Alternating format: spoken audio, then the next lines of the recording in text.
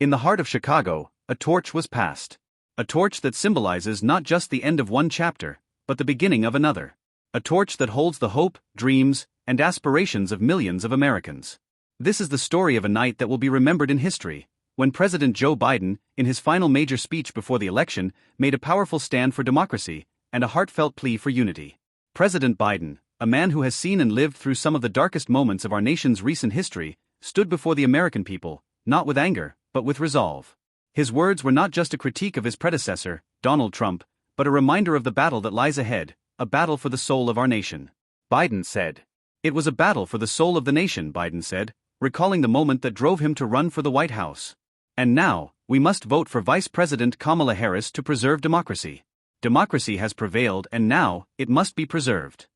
In this poignant address, Biden not only listed his achievements, from guiding the country out of a pandemic, to securing legislative victories on infrastructure and gun safety, but he also expressed his deepest pride in selecting Kamala Harris as his vice president, calling it the best decision of his career.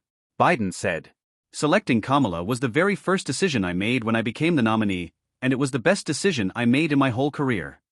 But this night wasn't just about looking back.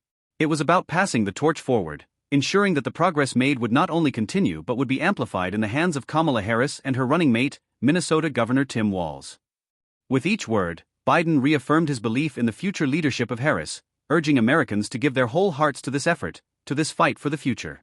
And as the night drew to a close, President Biden left us with a final powerful message, one that encapsulated his entire career, his journey, and his love for this country.